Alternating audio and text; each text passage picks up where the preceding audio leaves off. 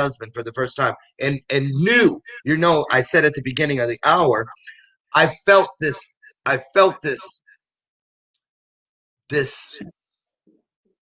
can't even I don't believe all the words that we need are have been Are invented. possible with it. They're Yeah, they're not, yeah. you don't. And People that's always ask me, "How do you know this is the one?" It's like I don't know how to explain that other than there's this might light, be there's this energy, there's this there there's was this that, connection. but it was also that there was a combination of what I was seeing, like the aura around Brian, Mhm. feeding Yeah, off of the energy, and I just couldn't. It was like I was staring around and through him. Like, look at all that comes with this guy, right? But it was also knowing myself well enough to know, wait a minute, this is not me. I mean it. I did everything that day in 3 hours. I had everything but a soft shoe routine. I'm not kidding you. I cooked. I had been working on a song that was going to be in a movie, a theme song. I sang it. Um, I it was like if Brian would have tried to leave early, I would have done one of these numbers. I kid you not. I would have been like, going. Where you going? you can't Hey, go. No, hey, no, no. sit down. Where you going? Because I felt this urgency. That's the word. Yeah, I felt an urgency to speak what I was feeling, even if it made me look like a crazy loon, yeah. because I knew that this was a first. And there's always something. You got to know yourself well enough because Mhm. when you find yourself everybody always remembers their first date, their first day on the job, their first car, first day of school, first boyfriend, first girlfriend, and I knew that this was the first. It would never be if we had 100 more dates. None of them would be the first. And Yeah. so I wanted, and we've talked about it. So many justifications about that I could see that none of them really had all the qualities that I was looking for. It was Right, really me settling. It was really me, giving in for loneliness, right? I didn't want to be lonely, right. so it'd be better to do this than be lonely. And I think people get in that trap, and rather than saying, "Okay, I'd rather be lonely," focusing on myself, elevating myself to be my best self, get clarity on what I want, and then start attracting someone versus, well, having someone that's meeting certain needs for a certain period of time. And I'm okay with that because I have other things in my life that are Right. working well and doing good, and I can focus on them. Let me ask you this. Excuse me. When making that list of 5 things, let's say, or the Yeah. qualities that you're looking for, because now that I'm married and now that I see how well we work together, um, it's obvious now. I don't think I saw that first day, and I don't think I could have compiled a list based on strengths in my partner that I lack. Hmm. You see what I'm saying? Because for instance, Brian makes great salads, but that's about the extent of it. But I love to cook, cook, cook, cook, cook. We didn't know Right. all that day. He loves all the inside stuff of the house. I love all the outside stuff of the house. We didn't know that day. Um, Right. and so I want to ask you about that. What does a person, how is it that a person, how do they get to that point where they are honest enough with themselves that they know that, I'm not so good at organization. So maybe organizational skills needs to be something that I'm looking for in someone else. Because Right. don't you think that balance is based on where you're low, I'm high, and where I'm Yeah. wide, you're I narrow, and think so on and so forth. I think those things are there in the conversation. The top 5 qualities is just for me to be dating in the right area, right? So Mhm. like if you want to date men, you don't want to go to, a different place that doesn't have that's all about dating men. If you don't want to, if you want to date women, you got to be in the right house, so to speak. Yeah. And I think the top 5 qualities, what I'm saying is I'm narrowing down that needle in the haystack for you to be in there. It's not like you can't find the needle in the haystack without that. It's just having that gives you a higher probability, and it's less time is the But a thing lot of is people, Jeff, don't you think a lot of people look for someone who mirrors them? They gotta oh like the same music. They gotta like Brian doesn't like seafood at yeah, all. It's my favorite food. He loves Madonna. I'm like, you know. Now, if we'd have talked about just those kinds of things, on the first interview, what kind of music do you like? What Right. TV shows do you like? What kind of movies do you like? And we Right. might have thought, ooh, we're not compatible at all because we like different things.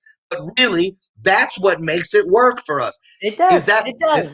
My wife's a total organizer. So, when we have birthday parties, I have 4 kids, I mean, she'll have sometimes she has like a master book that says exactly what we're going to do and how we're going to do it. oh, The piata comes out at this time and we play this game at this time. We do eat cake at this. I mean, she has it all organized. I would never do that, but I appreciate it because it's something that's so powerful that connects both of us. Like I just know that that strength is there for me because I have her. I have her as my back, and she knows for me if she needs me to do something like just to make things happen immediately and have yeah. confidence with that, then she knows that I'm there to make that happen. For her. Awesome. I'm loving that. So, Jeff, on the screen is the link to your website. Yep. What can people expect when they head over to jeffcrawl.com? What's waiting Well, so I'm I do high performance coaching. So I'm a business coach as well as a life coach, or in this case, helping people find their soulmate as well. So there? there is a link on there that says "Find Your Soulmate," and you can just click on that link, and that goes directly to a webinar where I talk about those deadly and invisible forces. I walk you through my top 3 secrets on Okay. finding your soulmate quicker, and then there's a little $500 gift there at the end that Oh, you can utilize as well. So awesome. they can go there, or they can go directly to the link, which is Secret to Find Love that you said, and that'll take you directly to that. You don't even have to go to my website and go through any of that. You can just go straight to the webinar directly from there. Beautiful. So, Jeff, uh, let's talk about how many days did you have left when you found your current wife? Was it like It's a really funny story. 119? Me and the woman of my dreams, not knowing who she was. And I did that in the beginning. And I told my friends, I don't want this to be about the cruise tickets, so don't tell people anything about that. And when I went on dates, I did share with them that, hey, I'm not out to just date. I'm really looking for the woman of my dreams. And I was vulnerable. And I think that was the thing that you shared about, when you really shared with your man. It was that vulnerable side of you saying what you said and Yeah. then being the way that you are. Again, that's the attraction, and you'll have to check with him, but I'll bet you anything Oh, yeah. those are 2 qualities that were on his top 5 that really just said, whoa, I got to listen to you, or this is worth my time to stop, or you know what, I'm going to at least entertain this, because when those qualities are showing up in your way of being, people are Yes. like drawn to that. Right. So And we've asked each other, we do this all the time. It's so much fun. And we'll be like, we just did the other night. I was like, so what were you thinking on your way home from my house at first day? And he started telling me about it and how, oh, I hope he calls me to come by on my way because Brian was at his lake house and he was going to come back through my town on his way back to Chicago the next day. And I actually kicked family members that were visiting out. I did. They were like, my niece was in there flat ironing her hair, and I started packing her stuff because I knew he was like 20 minutes away. She's like, Uncle Lord, are you putting me out? I was like, I guess I am. yes. And then it wasn't until my wedding when she goes, okay, now I can forgive you. So I just want to say, But go ahead, Jeff. oh, I was gonna say, so I had 2 weeks of dates, and what ended up happening is we went when we went out. Well, first off, I told her, it was great meeting you. We should get together sometime, or we'll talk, or I'm sure I'll see you around because you're friends of Charles.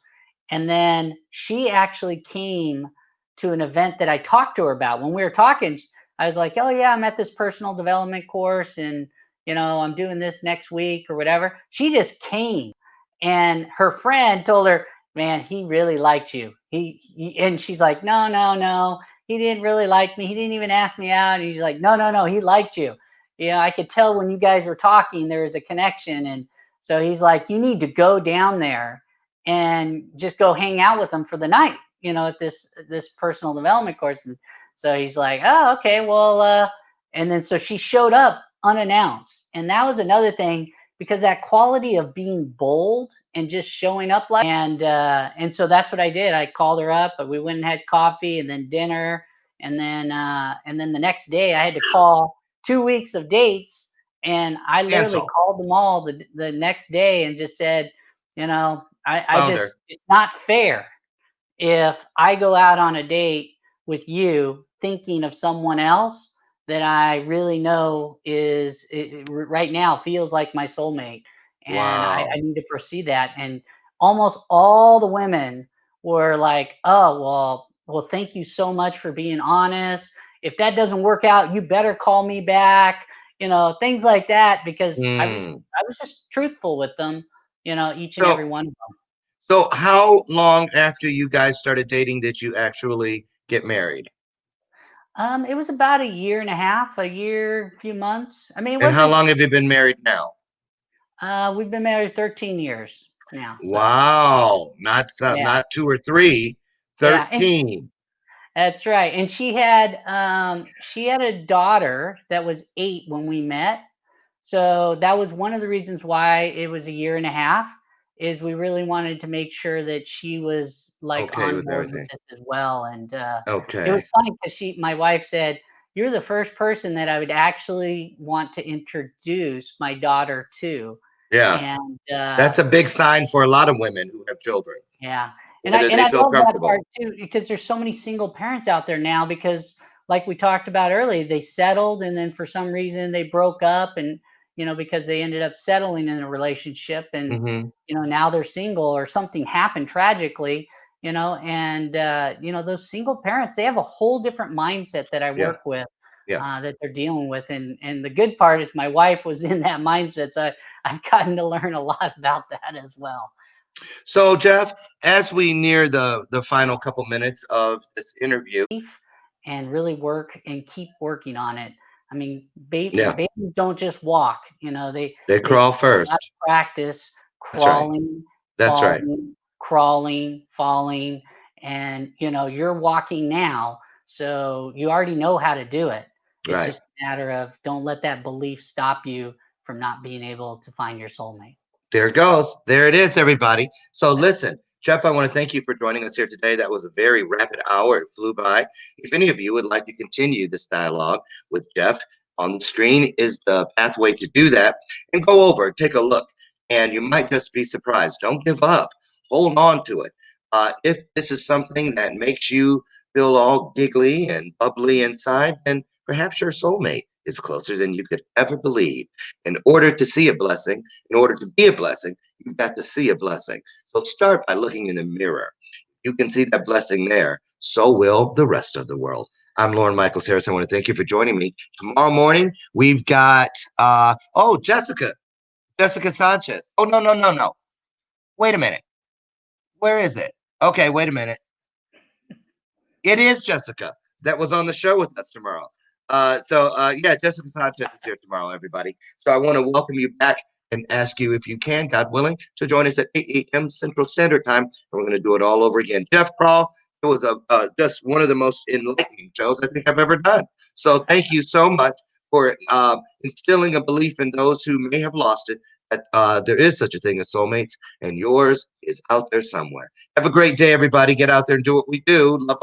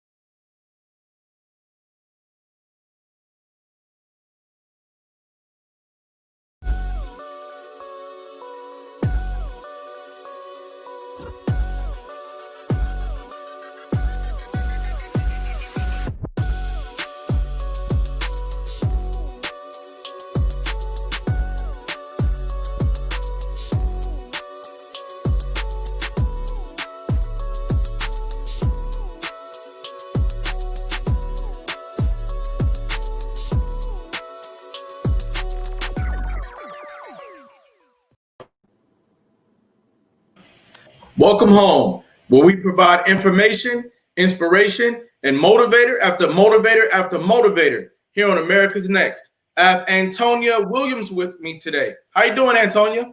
I'm good. How about you? I'm doing quite well, doing quite well. Where are you based out of? Atlanta, Georgia. Born and raised. Atlanta. Yes. Wow, you said born and raised? Yes. What was it like? What was it like growing up in Atlanta for you?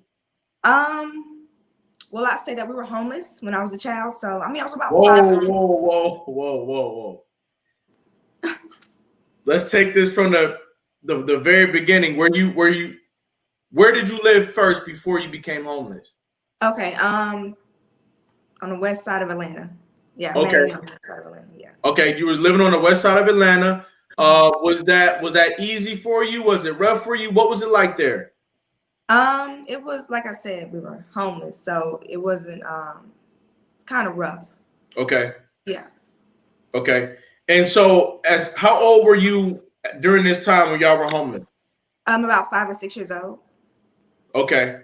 Mm-hmm.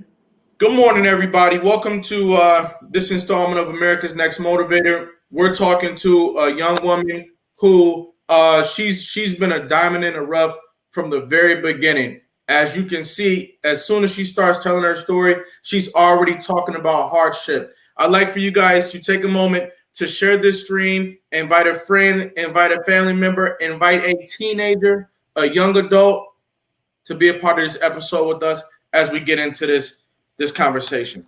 Okay, so Miss Williams, tell me what were your elementary school years like? Let's talk about first grade. Do you remember that?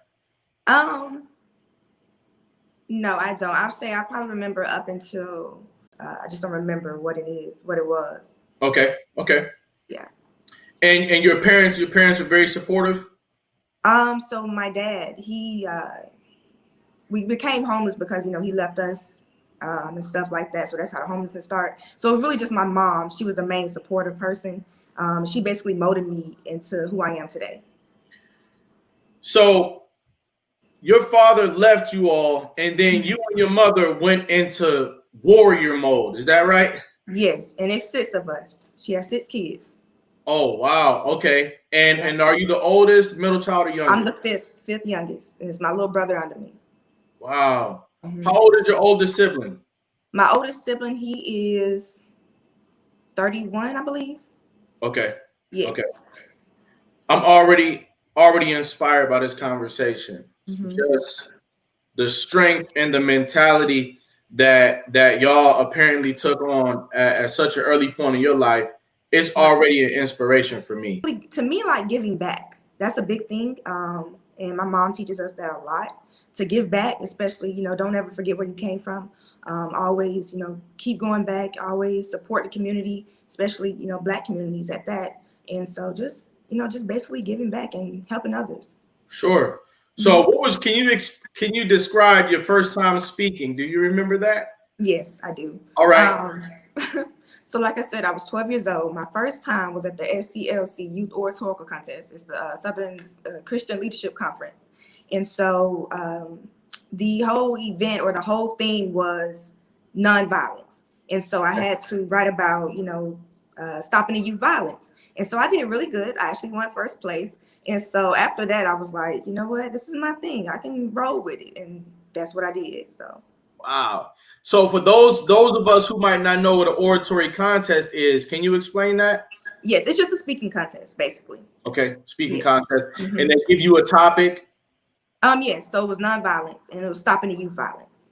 Okay. Mm-hmm. And so what did you do? Did you write a 3-minute speech, or how did the presentation go? Yes. Let's see. It was about 3-4 minutes. 3-4 minutes. Mm-hmm. Right. Wow. Were you nervous? Do you remember? I was nervous, yes. And I actually did remember my piece. That's one thing about me. I can remember things very easily. And so I did remember my piece. I probably stumbled maybe 1 or 2 times. But other than that, I remembered it. Do you remember any of it today? Can we get a couple bars? A couple bars. Let me see. I kind of do. I have a lot of pieces that I do remember. Okay. But I kind of remember that. I don't want to kind of Let's get one bar from your first speech. Okay. Let me think a little minute. Gotcha. While she's thinking of that, ladies and gentlemen, thanks for being here today. We have Sierra Young here, who has said that this is an awesome conversation. Ani King said your mother is awesome. So we have people here in the building today with us, and I just want to thank each and every one of you for being here to support this tremendous story. Okay, I think I remember a little bit now. If I stumble, okay. I'm not quoting you. Okay. My mother taught me about the evils in the world. She told me that, see, I remember it, but it's like. Yeah, you know, but that, I mean, even that alone, that sounded good. I was prepared to listen. How did you get over your nerves when you gave your first speech? Let's see. I mean, at first I was nervous, but then I was like, I don't know. You know how some people think about the imagine no one's in the crowd type of thing. I guess that's what I did. Mm-hmm. And I just went for it. You just went out there and went for it. Yes. Yeah. Sometimes you got to get out there and go for it. Now, how did you feel once you finished that and when you got the first place award? How did you feel? I felt great. And like I said, I did stumble a little bit. So it was like, I didn't know if I was going to win or I didn't know anything. I was just going up there. My mom put me in this speaking competition and I went for it. And I did good. And a lot of people got a lot of compliments on it. And everybody liked it. So. Right. All right. Okay. And so now you obviously finished elementary school with flying colors. Mm-hmm. What was middle school like for you? Okay. So for middle school, it's basically the same thing, but I was more, getting more into it. Like I said, I've joined clubs in almost every school year. And I got more into getting more connections with the teachers. And with that, they'll have me be a speaker for certain events or for school. What are those things called? Projects or assemblies? Yes, school assemblies, school projects, all of that good stuff. Not often? Mm-hmm. Okay. And the only reason to ask that is because when you said that y'all would ride to school listening to Sam Cooke, a change is going to come, my heart almost stopped because I can identify with that moment of you all feeling like we're going through this right now, but we won't be going through this later. Right. You know what I'm saying? Y'all must have felt that way. That's true. Sure. Okay. What did you start getting involved with in middle school in terms of programs and sports? We're all, doing great things and stuff, and we never crossed that path. So yeah. So your mother was right out front with you, making sure that you knew that she cared about you and making sure that you knew that she was protecting you. Right. Exactly.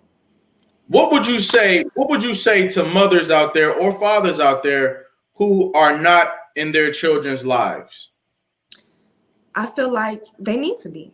It's essential. It's very important because so many kids just want that, acceptance from their parents. So many kids just want their parents to say, I'm proud of you. I love you. So they won't drift off into something else or to be someone else. So many kids just need their parents to, raise them and stuff. And for the parents out there, if you're not raising your child, it's sad. Because especially during this time, we really need them most. Right. Mm-hmm. I mean, it sounds like your mother's love, it gave you hope and it inspires you to really become the star that you obviously were from birth. Right. Yeah. At what age did you realize that you wanted to be a star in your life? Since basically elementary school. My first career choice was a lawyer, and I had that in my head for a minute. But once I got to high school and I actually learned exactly what I wanted to do, for one, my passion for doing spoken word, that came from a great spoken word artist, Ernest, the Apex Museum. Apex Museum. Okay. Yes. You got any spoken word for us today? I do. Okay. All right. Do you have multiple pieces or you just got? I have multiple. Do you want to hear history, or do you want to hear like we need to do better type of pieces? Let's start with let's do better. Something short, something light, and then we'll finish. We'll put a capstone at the end of the conversation. All right. Okay. I don't think none of my pieces are kind of light. Okay. So, do your thing. Do your thing. This is your platform. Go ahead. Okay. So my favorite piece is Blackout. And here it goes. We're supposed to be fighting. Oh, sorry. Go ahead. Blackout. Total isolation, no sound, free of everything. This piece is directly from the heart. And I'm speaking to you all personally, so don't disregard. Millennials of this generation, why have you turned your back on others? Fake loving, ass kissing, backstabbing one another. You should be ashamed and always people hating. Look at yourself. This ain't Evil Nation. I got a whole lot to say, and I ain't abbreviating or sugarcoating the fact that y'all going crazy. We're supposed to be in this together, but yet we strive for failure, and I'm fed up. My stress level ran up. I can't believe this, man. We the future of this generation. I thought we were destined for greatness. Want to kill one another, steal from one another, be unloyal and untrustworthy to your brothers, and your friend up for remembrance. You see, we're at a time in our lives that if we keep doing what we're doing, we'll kill humanity and be ruined. And see, if we don't do nothing about this, then what are we really doing? RESPECT. Find out what it means to you. People want respect, but ain't giving it. How can you respect me? What you got? I want to share it with the community so people can understand what's on the mind of the current generation. Mm-hmm. Now, you talked about respect. Right. What do you say? What do you say to young men and women across the world right now who don't understand respect? What is respect? Respect means just, you know, you want respect, so you need to give it. You want somebody to be nice to you, so how about you be nice to that person? You want somebody to do right by you, so do right by that person. It's simple. It's just it's simple. And people don't understand that. Like, it's so simple that it's crazy how we're not even, practicing that. How we're not even doing it, to each other. But we want to respect other people, but we can't respect each other, especially. And, I'm really mainly talking about our race when I said that piece. We're respecting other people, but we can't respect each other. Right. Mm-hmm. Right. And